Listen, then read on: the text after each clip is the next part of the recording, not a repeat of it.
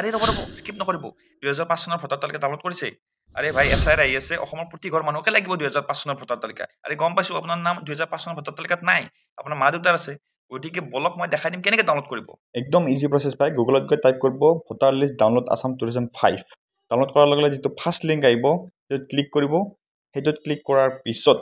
যিটো পেজ খোলা যাব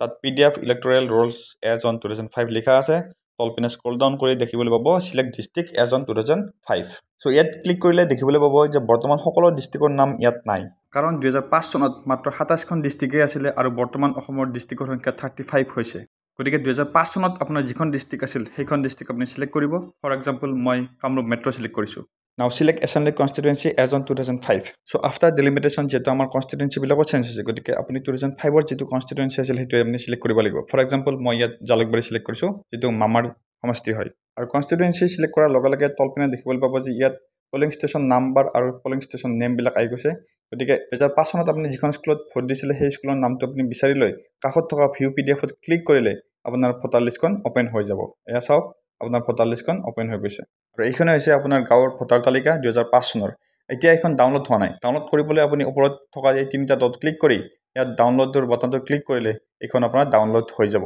যদি ভিডিঅটো ভাল লাগিছে অনুগ্ৰহ কৰি শেয়াৰ কৰিব আৰু চেনেলটো সাবস্ক্ৰাইব কৰিবলৈ নাপাহৰিব আজিলৈ ধন্যবাদ